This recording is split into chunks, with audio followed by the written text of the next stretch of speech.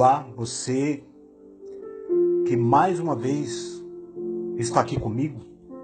Mas antes de tudo, eu gostaria que você me seguisse na minha página. Inscreva-se. Eu tenho certeza que a cada semana tem ali algo para você aprender. Então, nesse momento, eu gostaria aqui de dividir contigo um resumo panorâmico do Antigo Testamento, que na verdade vai te dar um norte, né? Para que você aprenda mais da palavra do Senhor. E nesta data eu vou estar aqui falando do Velho Testamento para te abençoar. Ao lermos a Bíblia, nos deparamos com milhares de termos e expressões de época que tornam o texto, por vezes, indecifrável. Isso se deve ao fato de que a Bíblia foi escrita há dezenas de séculos através de uma sociedade de hábitos peculiares, ou seja, próprios da época e dos costumes deste tempo.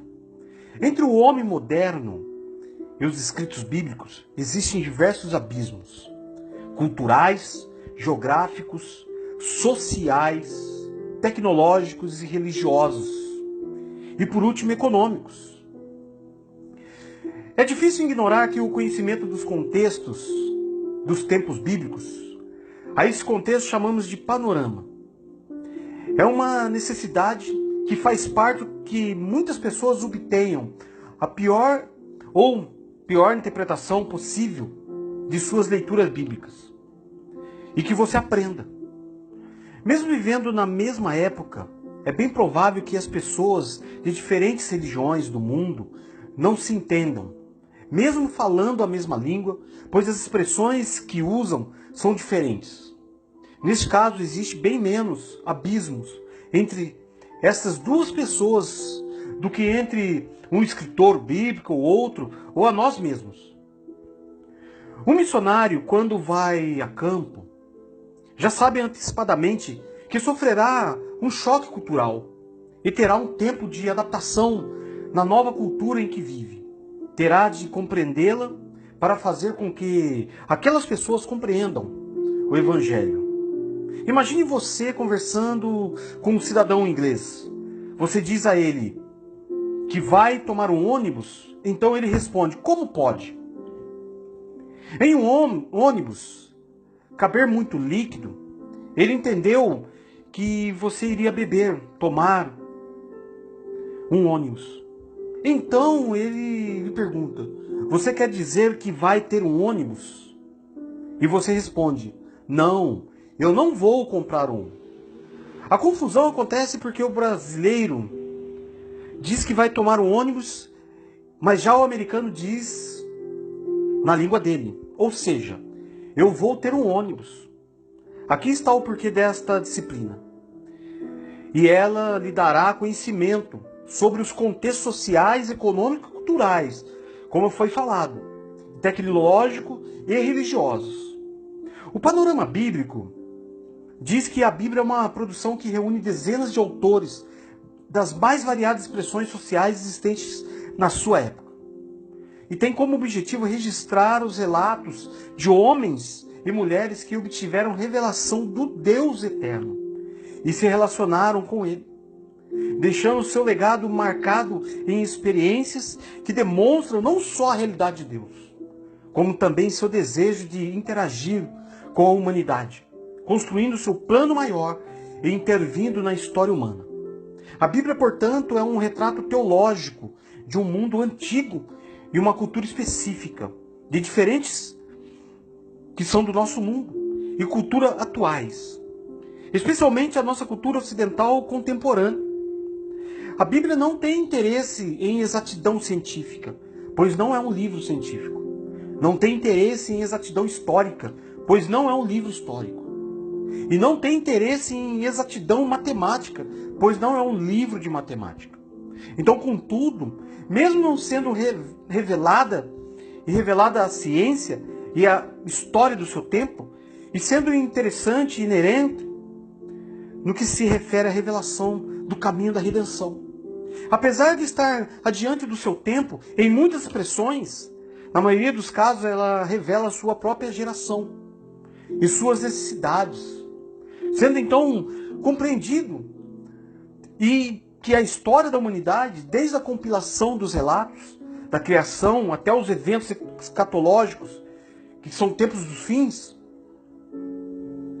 então a gente vai entender que o Antigo Testamento ele vai falar do Pentateuco, atribuído pela tradição judaica a Moisés. Não significa literalmente que tenha sido escrito por ele. Prova disso é a descrição da morte de Moisés no final do livro de Deuteronômio. Muito provavelmente Moisés tenha sido o grande compilador das tradições orais existentes entre o povo e a respeito da criação dos patriarcas, de José, da escravidão do Egito e finalmente seu êxito em direção a Canaã. Dentro da cultura judaica eram comuns tradições orais passadas de geração em geração. Passar tais tradições orais para documentos escritos significavam retirar parte da dinâmica desses relatos, não sendo visto com bons olhos tal feito. Até hoje os judeus guardam parte das suas tradições de modo simplesmente oral. Por causa disso, há quem defenda, inclusive, que toda a Torá tenha sido a reunião de relatos orais de diferentes tradições no período do cativeiro babilônico, havendo sido compiladas para se evitar o risco de perder-se tais relatos pela natureza do próprio cativeiro. E tal afirmação, ela vai nos ensinar que pode ser inferida ao constituirmos o texto bíblico e encontrarmos nele diferentes narrativas a respeito de um mesmo assunto, mostrando a reunião dessas tradições. Mesmo sendo de forma, não se pode negar que o grande personagem da Torá, ou o Pentateuco, como nós conhecemos, seja os primeiros livros da Bíblia, e tendo sido Moisés que criou. Então, nesse panorama bíblico da criação, está descrito no Pentateuco, que é a Torá para os judeus, que inicia o relato da criação do mundo e de todas as coisas que existam, visíveis e invisíveis. Em um primeiro momento, um relato eloísta, que a tradição chamava Deus de Elohim, traz quase que em ordem litúrgica, como um grande culto cósmico, as ordens da criação. O dia primeiro, que significa tarde e manhã, o dia segundo, tarde e amanhã.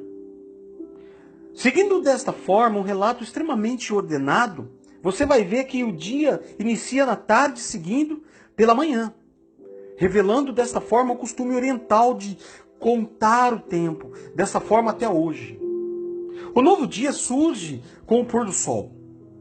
Em um segundo momento, a partir do capítulo 2, do verso 4, inicia-se o relato de uma outra tradição, que esta está à vista, na qual Deus é chamado de Yahvé, traduzido como Senhor, em caixa alta, na palavra que nós lemos, que todo mundo conhece, que é a Ferreira de Almeida, em linguagem portuguesa, como Deus, nas tradições tanto a católica como protestante, evangélica, vamos dizer assim, Jeová. Em algumas traduções independentes. O relato do capítulo 2 é pastoril, ou seja, revela o contato do homem com a terra. A brisa que regava as plantas. Havia homens para cuidar da terra e ainda não havia caído chuva sobre a terra. É justamente nesse relato que vemos a formação do ser humano, justamente a partir da terra. O homem se alimenta daquilo que a terra produz, sendo parte intrínseca dessa.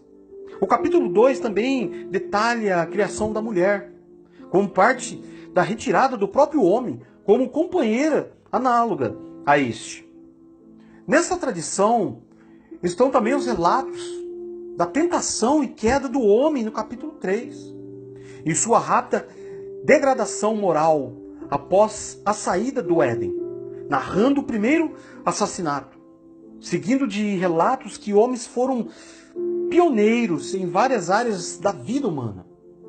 A depravação total do gênero humano, rapidamente a humanidade começa a se corromper. Em Gênesis 6, aparece de modo negativo a expressão filhos de Deus.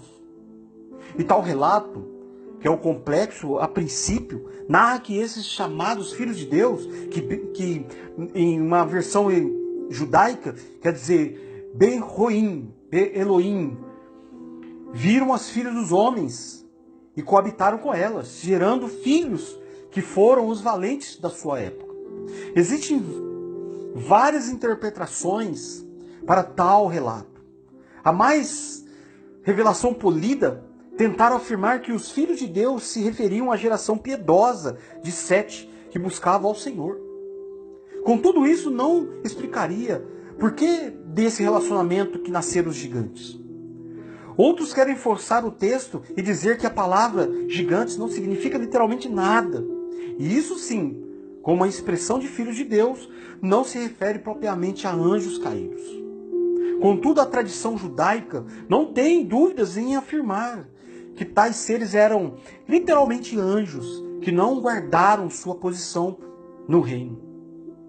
Os maiores críticos dessa forma de interpretação tentaram se apoiar no Novo Testamento, na afirmação de Jesus que os anjos não se casam, nem se dão em casamento.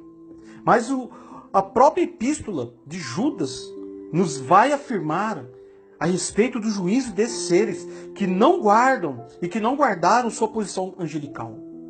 Antes de perverteram naquilo que era o propósito da sua existência. Além disso, os relatos extra-bíblicos parecem colaborar com essa visão. No livro de Enoque, que diz o apócrifo do Antigo Testamento, conta que há cerca de 200 Beloíns, filhos de Deus, desceram sobre o monte Hebron e decidiram ali permanecer e se tornaram deuses da humanidade recém-criada. Se tal relato foi entendido dessa forma, seria então razoável a narrativa do dilúvio logo após esse episódio? Pois colocava em risco a continuidade da humanidade, assim como havia sido criada.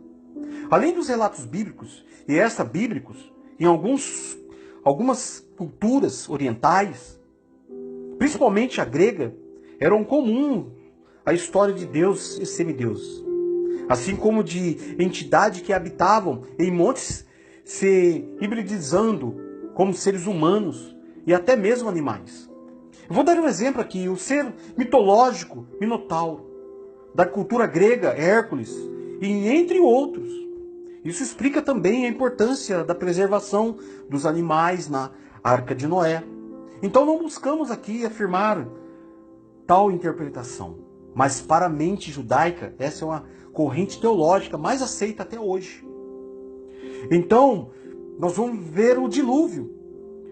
Então, o grande personagem do dilúvio, entre bíblico, do dilúvio é Noé. Existem diversas interpretações teológicas a respeito do dilúvio, assim como muitas evidências de uma grande inundação em tempos remotos. Há quem defenda um dilúvio global e outros que defendam apenas uma grande inundação local. A tese da inundação local não contempla a existência de diversos relatos do dilúvio em povos culturados e culturalmente ou geograficamente distantes, como algumas tribos indígenas na América do Sul, vamos dizer assim. Além disso, em culturas próximas como a Babilônia, existem relatos muito semelhantes, como a epopeia e o Gilgamesh. A explicação para isso é que esses povos possivelmente têm um ancestral comum que habitou numa área afetada pelo dilúvio, ou o dilúvio tenha sido realmente um evento global. A ciência hoje descarta um dilúvio global, pois se a Terra tivesse sido dominada por um oceano sem fim, os níveis de metano na atmosfera tornariam inviável a vida pela falta de oxigênio. Contudo, do mesmo modo que Noé foi preservado a arca, também Deus poderia ter provido de condições especiais para a sua sobrevivência. Então aí nós entendemos que o mundo pós-dilúvio, o que muitos conhecem, diluviano, vai falar de um dilúvio e que a terra começa a ser repovoada. Então, descritas as origens dos primeiros ancestrais da nova humanidade pós-diluviana, neste momento Deus intervém na longevidade humana, reduzindo seus dias a 120 anos no máximo. Alguns teólogos criacionistas atribuem essa diminuição a uma mudança atmosférica ocorrida à Terra e a condenação dessas nuvens que teriam sido ocasionado às águas do dilúvio. Logo após, a radiação solar começa a incidir de maneira mais forte na Terra, encurtando a vida humana. Então, biblicamente, a explicação é mais simples. Deus retira o seu espírito, a fonte de Zoe, o sopro de vida humano, limitando a sua existência. E aí, nós partimos para a Torre de Babel, contrariando frontalmente a ordem de Deus em povoar a terra. Um grupo se reúne para erguer um grande monumento que funcionaria de alguma maneira para alcançar os céus. Não sabemos a interpretação literal da expressão alcançar os céus. Contudo, conclui-se que de alguma forma o propósito era maior do que simplesmente uma torre de tijolos. Os zigurates ou pirâmides são comuns em muitas expressões culturais humanas. Alguns conjecturam que esses projetos tenham sua origem nos filhos de Deus, escrito em Gênesis 6. E como o relato aqui é pós-diluviano, se os homens daquele tempo tentavam construir era inspirado em tecnologias antigas, com o intuito de trazer novamente os mesmos anjos caídos, justificaria a intervenção imediata de Deus em paralisar o projeto, confundindo as línguas. Então, quando chegamos no chamado de Abraão, a partir desse momento, o relato bíblico é interrompido pela história de um homem chamado Abraão. Até então, o foco da narrativa bíblica era toda a humanidade.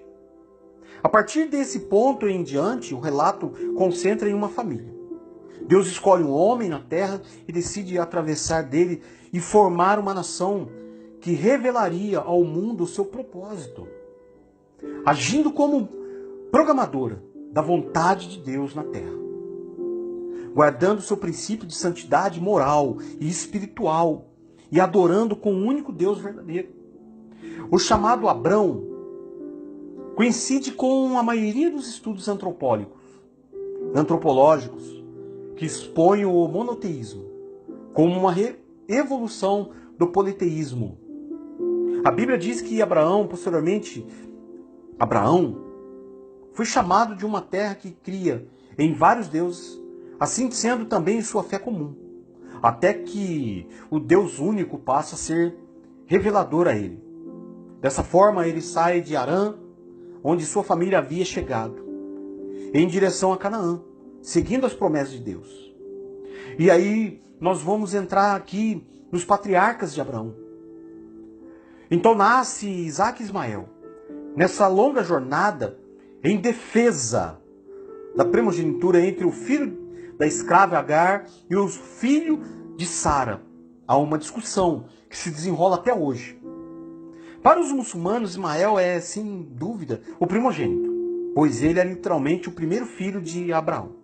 Contudo, pela lei de Hammurabi, código antigo vigente na época de Abraão, o filho da escrava perde esse direito ao nascer, e o filho da esposa de fato. Até hoje, muçulmanos e judeus não concordam sobre essa questão. Nesse episódio bíblico também existe um relato no qual Deus prova a fé de Abraão, pedindo a ele que sacrifique seu filho primogênito no altar. Abraão imediatamente obedece. É importante levar em conta que na cultura da época eram comuns sacrifícios humanos de crianças e jovens, virgens e nas mais variadas deidades. Ao fazer tal pedido, Deus apenas prova a fé de Abraão. Mas também demonstra claramente que não deseja sacrifícios humanos em sua homenagem. Pois na hora derradeira não permite tal ato, oferecendo um carneiro para o sacrifício. Esse sacrifício também ilustra a doação, a adoção do Filho de Deus por toda a humanidade, sendo aquela, no momento, Abraão, representante sacerdotal de todas as famílias da terra. E ao não negar oferecer o seu filho sobre o altar, abre caminho para a salvação de Deus, que tempos depois, através da descendência de Abraão, enviaria seu filho, oferecendo-o por nós. De Isaac nasce Jacó, e de Jacó se formam as 12 tribos, com destaque para José, que dará origem às 2 tribos, Efraim e Manassés. Então, quando nós falamos de José no Egito, a história de José ocupa boa parte da narrativa do Gênesis. Pela inveja dos seus irmãos, ele é vendido como escravo ao Egito, onde mais tarde se torna governador pela mão poderosa de Deus. Agraciado com a sabedoria do Senhor, José administra os recursos do Egito em tempo de fartura e fome, provendo recursos para um novo tempo dividido e devido em poder acolher os próprios irmãos que o traíram. Dessa forma, a linguagem patriarcal sobe ao Egito e lá se instala na terra de Gósen.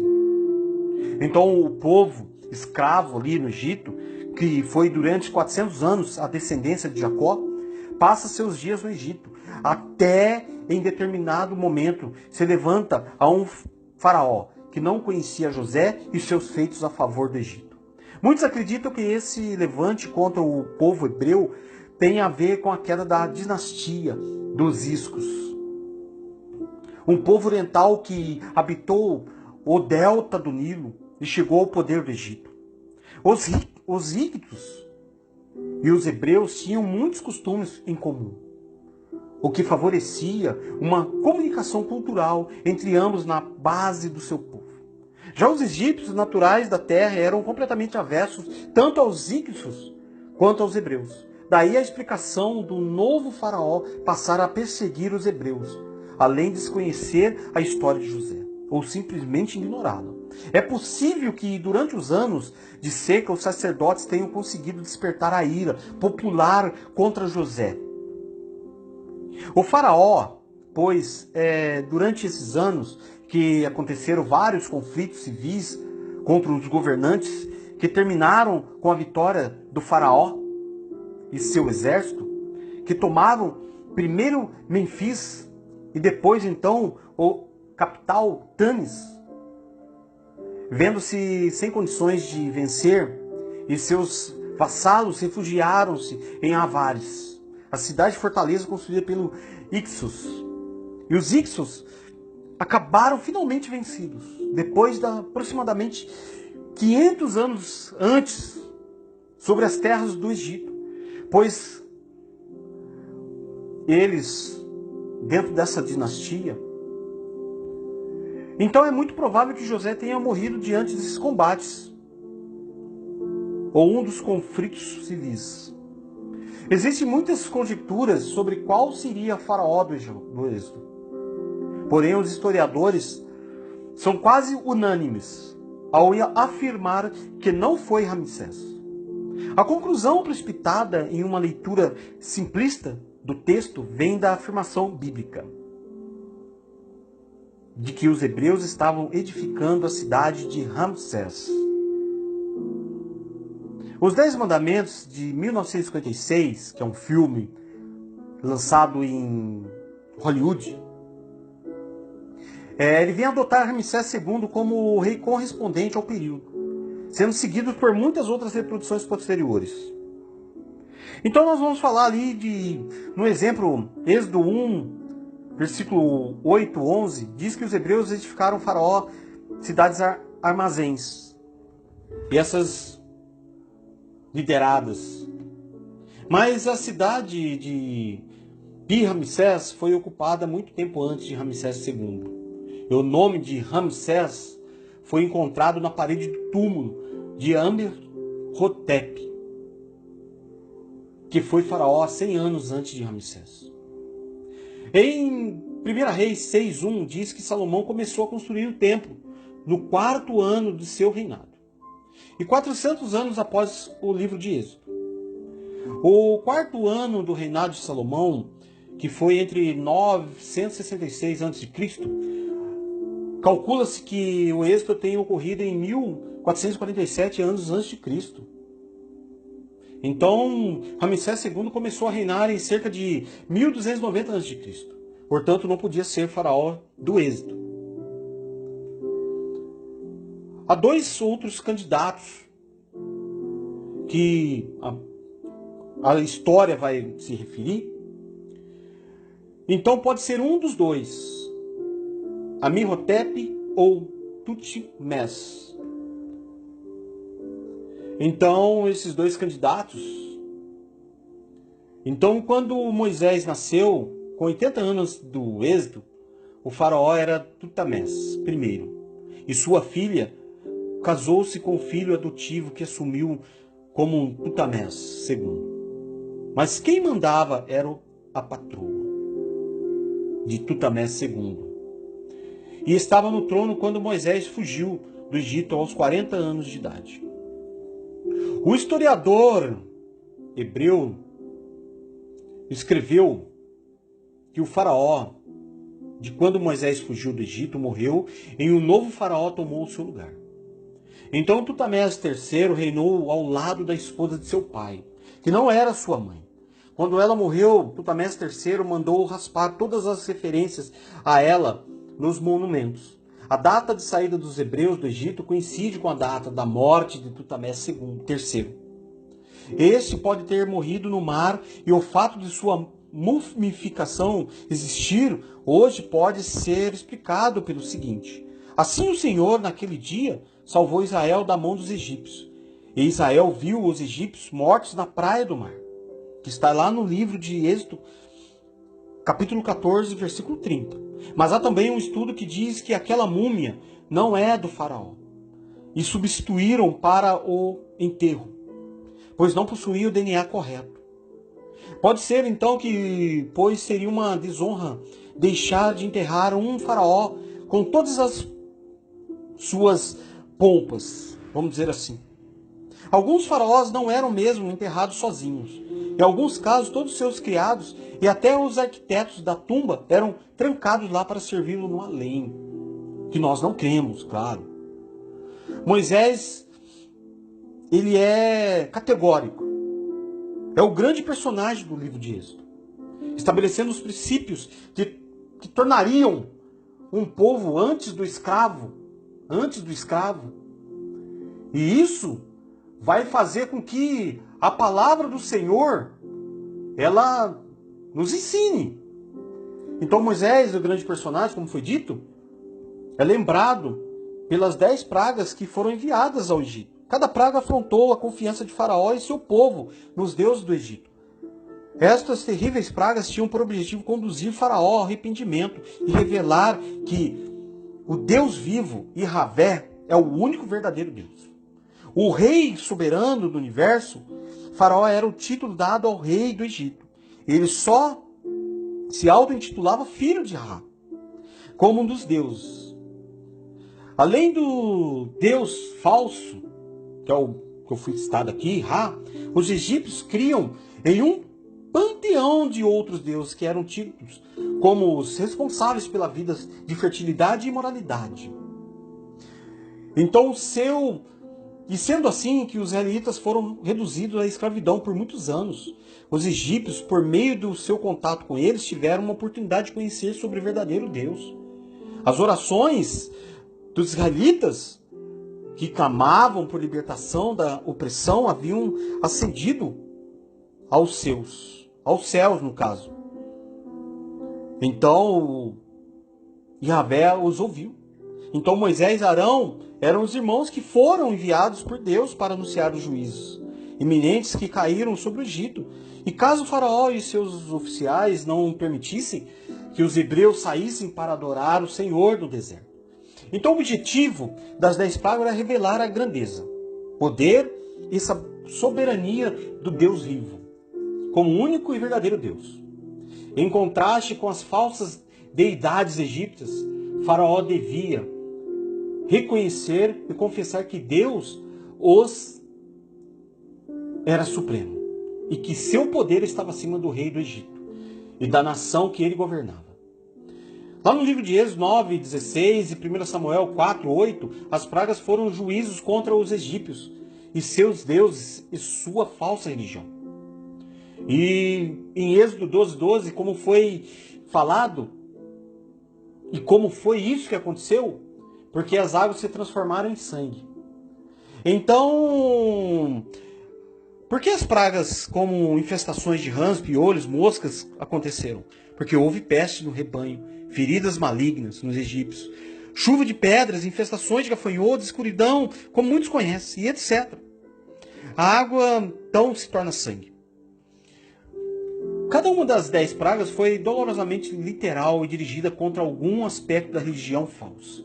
A primeira praga, a transformação do Nilo e de todas as águas do Egito em sangue, foi uma ofensa ao Deus Nilo, que se acreditava ser o Deus da fertilidade. E tal praga resultou na morte dos peixes e, portanto, um duro golpe contra a religião egípcia, que venerava algumas espécies de peixes. Então, quando falamos de todas as pragas, para simplificar, nós entendemos que cada praga dessa foi para mostrar algo, para entender algo. Então, se as palavras de Moisés e Arão tinham traduzido maldição, deve ter suposto que poderia ser que trouxessem bênção. Não se sabe como seu pedido foi recebido, mas o fato de ter sido feito é um forte indício que subjugado estava o seu orgulho. No livro de Êxodo foi a libertação da escravidão do povo hebreu do domínio egípcio. Este evento é uma prefiguração que aponta para uma libertação muito maior realizada por Jesus Cristo. A libertação do pecado. Da mesma maneira como Deus conduziu o seu povo no passado, com a mão forte, Ele também deseja nos conduzir a Canaã celestial. Por isso devemos caminhar humildemente com Deus, hoje e todos os dias, e quando Cristo voltar estaremos com Ele por toda a eternidade. E aí, a peregrinação pelo deserto, a chegada de Canaã, Josué e o panorama da conquista, de juízes a reis, a formação das tribos. Então, ele fez uma aliança com o povo. Eu serei o teu Deus e tu serás o meu povo. Grande assembleia de Siquém, que está lá no livro de Josué 24, o povo celebra e assume a aliança de Deus, fazendo memória do seu passado. Quando Moisés conduzia com os anciãos, as mulheres e Josué o processo da libertação realizada por Deus. Em Siquém, as tribos, que são as 12 tribos, assumiram para valer o projeto igualitário de Deus em segundo livro de Josué. Se organizaram na terra prometida que corre leite e mel, da seguinte forma: na Transjordânia se instalaram as tribos de Ruben, Gade e parte da tribo de Manassés. Na Cisjordânia, de sul ao norte, temos as tribos de Simeão, Judá e Dan, que quais mais tarde migrou para o norte. E Benjamim, Efraim e parte de Manassés, que Issacar, Zebulon, Asser, Naftali, que está referente a Josué, capítulo 14, 19, cada tribo tinha o seu jeito de viver, celebrar e cultuar a Deus, fazendo memória da ação do Deus libertador da vida do povo. Os juízes eram homens de mulheres que cuidavam de zelar pela fé e pela defesa do povo. Os levitas eram encarregados do culto e da transmissão das tradições. Cada tribo era formada por clãs, grupos de 50 famílias próximas e aparentadas, que eram coordenadas pelos chefes das famílias. Então havia um conselho das tribos, onde todos estavam representados. O que unia as tribos era a fé em Deus e a aliança do Deus libertador do Egito, do Êxodo. Mas como viviam as tribos dentro de Canaã, terra dos cananeus e filisteus e outros povos menores, quais eram as características do sistema cananeu e egípcio? E quais as características dos sistemas dessas tribos? Então, nós falamos de um sistema egípcio-cananeu, que a sociedade era desigual, exploração da força de trabalho, poder centralizado no rei, o exército estável e mercenário, as leis que defendiam o interesse do rei do estado, vários deuses como Baal, Astarte, Acera, a centralização do culto no mito, sacerdotes e sacerdotisas a serviço do sistema, e etc, etc. Então essas causas externas, ela vai nos ensinar que diante dessas situações, alguns juízes tentaram viver conforme o sistema dos reis, a realeza.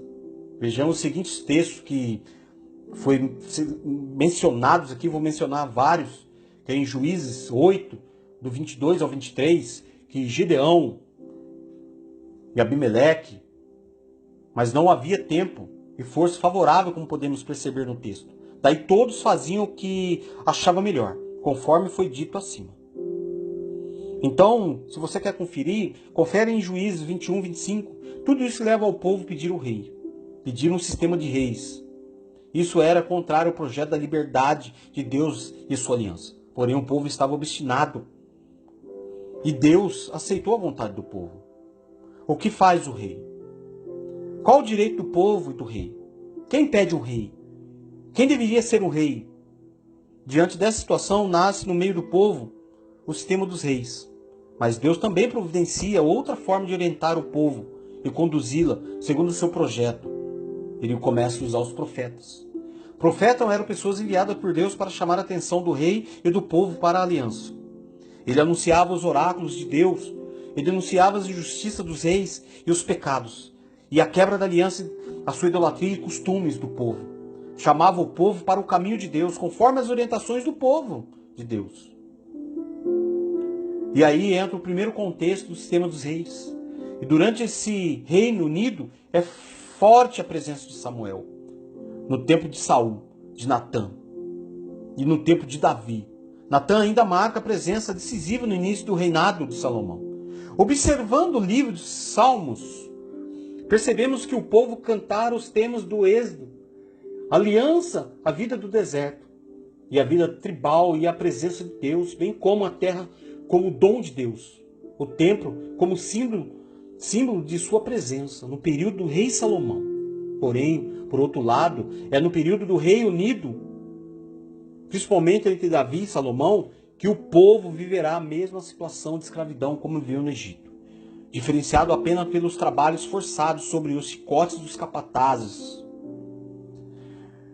Então a sociedade igualitária vivida pelas tribos aos poucos vai se desfazendo, como havia alertado o profeta Samuel. E o povo vai se dividindo e nasce outra realidade, que será a divisão do reino e do povo. Também vamos falar do cativeiro babilônico, a volta do cativeiro. Então nós precisamos entender que a expressão que temos, aí a impressão que temos, quanto ao povo escolhido por Deus, é que depois de Malaquias, nenhuma obra literária fora produzida até a época dos apóstolos. Essa impressão é equivocada. Concordamos que nenhuma obra inspirada por Deus fora produzida, somente obras de cunho humano, visando suprir a escassez da revelação divina, com o propósito de consolar o povo e manter a unidade entre eles diante da dispersão do povo de Nabucodonosor. Então, nós começamos a aprender que para tudo, no termos, nós vamos aprender que foi no decorrer do período interbíblico que a literatura apócrifa surgiu. E esses livros foram incluídos no canon da Septuaginta Revulca Católica Romana e constituíam o que hoje chamamos de apócrifos, que significa livros ocultos, escondidos, não reconhecidos pelos cristãos como sendo inspirados ou legítimos por Deus. Então temos ainda uma adição aos apócrifos, os escritos judaicos extrabíblicos, escritos sobre um suposto nome e conhecidos como pseudepígrafos. Eram obras escritas com os nomes de líderes do passado, como Enoque, Baruque, Esdras, etc. A expressão 400 anos de silêncio, frequentemente empregada para o descrever do período entre os últimos eventos do Antigo Testamento e o começo dos acontecimentos no Novo Testamento, não é correta e nem apropriada. Embora nenhum profeta inspirado se estivesse erguido em Israel durante aquele período e o Antigo Testamento já tivesse completo aos olhos dos judeus, certos acontecimentos ocorreriam e que deram ao judaísmo posterior a sua ideologia própria e provavelmente prepararam o caminho para a vinda de Cristo e a proclamação do seu evangelho. Então, quando nós falamos teoricamente dos escritos, vai entrar a volta ao cativeiro, a volta do cativeiro e assim por diante, como foi dito. Então eu agradeço aqui essa oportunidade de poder ensiná-los com esse e com essa panorâmica do Velho Testamento. Que todos sejam abençoados grandemente, em nome de Jesus. Mas antes de terminar, eu gostaria de orar por você. Você que me acompanha, eu peço que você me siga, para que você possa aprender cada vez mais de Deus. Em nome de Jesus.